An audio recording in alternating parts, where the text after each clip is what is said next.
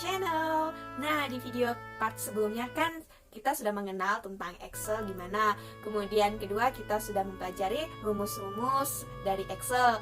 Nah, yang video kali ini saya akan membuat tutorial tentang fungsi logika dari Excel. Gimana sih cara penggunaan fungsi logika di Excel? Tanpa berlama-lama, kita langsung saja yuk. Let's start it. Di sini sudah tersedia data-data yang nanti akan kita olah menggunakan fungsi logika. Pertama, kita mencari gaji pokok. Gaji pokok ini sesuai ketentuannya. Kalau golongan 3A 650, 3B itu 800. Bisa saja kita menulis satu persatu. Namun, jika seandainya data ada 100, tidak mungkin kan kita akan menginputnya satu persatu, maka kita akan menggunakan rumus fungsi VLOOKUP. Jadi, sama dengan VLOOKUP. Kemudian buka kurung. Karena gaji pokoknya kita blok golongan. Kemudian setelah itu kita ketik titik koma. Titik koma ini tergantung sesuai tipe Excel kalian. Kita bisa mengacu di sini. Di sini bisa terlihat kalau di sini titik koma, maka pakai titik koma. Bisa juga kita pakai kalau tertulis koma, maka kita pakai koma. Kemudian setelah kita memblok golongan pakai titik koma, kemudian blok kolom ketentuannya. Nah, setelah itu titik koma kita ketik 2. Mengapa saya mengetik 2? Karena untuk mencari gaji pokok di ketentuan ini pada kolom 2. Kemudian tutup kurung, enter. Nah, biasanya kalau di video part sebelumnya kita hanya perlu menariknya kan, menarik ke bawah seperti ini. Namun di sini ada terjadi kesalahan formula atau error. Mengapa seperti itu? Kita cek dulu. Di sini untuk kolom ketentuannya L17 dan M20.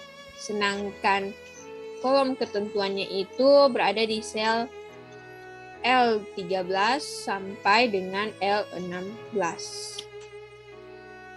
Sehingga pada L17 ini sudah kosong. Kalau begitu, maka tidak ada data yang ketentuan yang terinput, sehingga agar untuk menghindari blok yang tergeser, kita perlu mengunci rumusnya. Jadi di VLOOKUP ini untuk kolom L ini kita kunci menggunakan simbol dolar.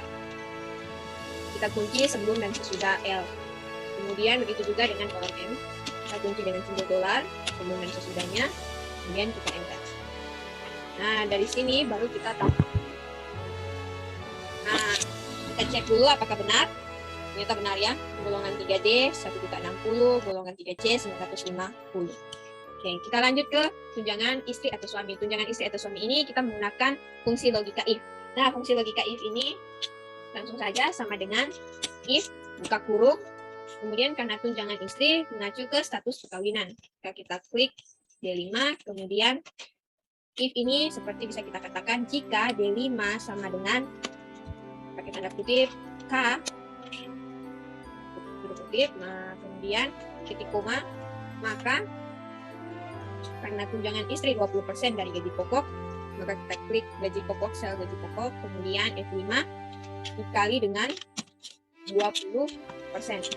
Sedangkan yang tidak kawin, kita langsung saja titik koma 0. Oke. Jadi ini cara baca rumus dari fungsi logikanya itu seperti jika D5 sama dengan K, maka F5 dikali dengan 20. Dan kita enter. Nah, karena dia belum kawin, maka tidak memiliki tunjangan istri atau suami. Kemudian kita tinggal tarik ke bawah sana. Kemudian kita lanjut ke tunjangan anak. Tunjangan anak sama juga dengan tunjangan istri, rumusnya menggunakan fungsi logika.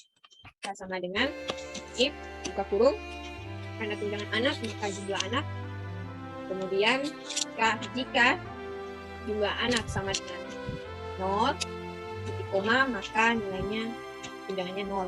Kemudian titik koma, kita tulis lagi if, buka kurung, jika jumlah anak E5 sama dengan 1, maka titik koma.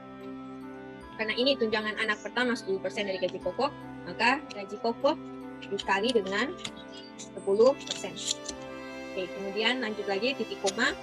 If jika buka kurung E5 jika E5 sama dengan lebih besar sama dengan 2, lebih besar sama dengan 2, maka titik koma.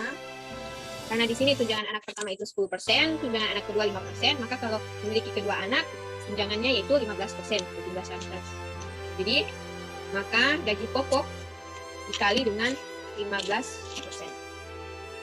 Kemudian kita tutup kurung sesuai dengan jumlah yang kita buka kurung. Di sini biasanya langsung ada kelihatan perbedaan dari warna-warnanya. Jadi di sini ada buka kurungnya ada 1, 2, 3, maka kita tutup juga dengan tutup kurung.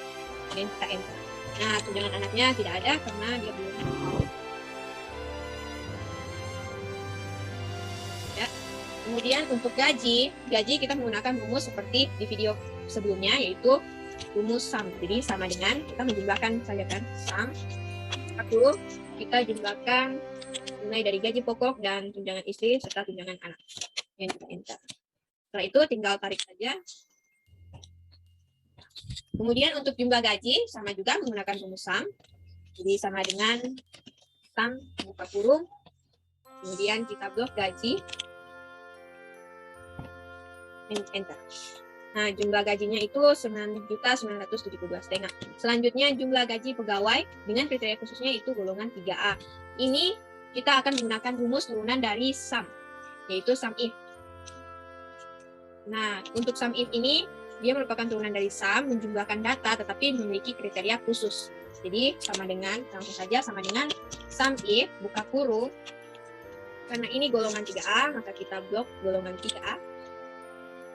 If golongan 3A, kemudian titik koma, kriterianya itu kita buka kutip, kemudian golongan 3A, jadi kita tulis kriterianya 3A. Kemudian setelah itu titik koma, gaji, blok kolom gaji, ini kemudian enter. Nah, jumlah gaji untuk pegawai golongan 3A itu 2.405.000.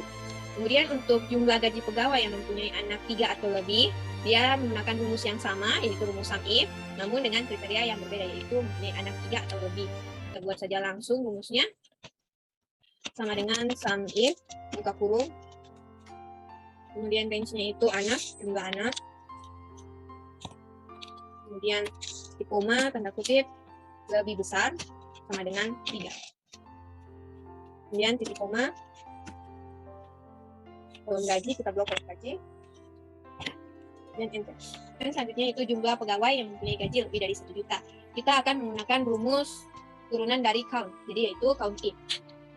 Kita langsung saja sama dengan count if, buka kurung, range-nya itu gaji,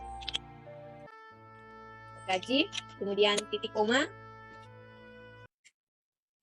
kriterianya itu tanda kutip 1 juta. Kalau lebih besar kan, dimintanya ini lebih dari 1 juta.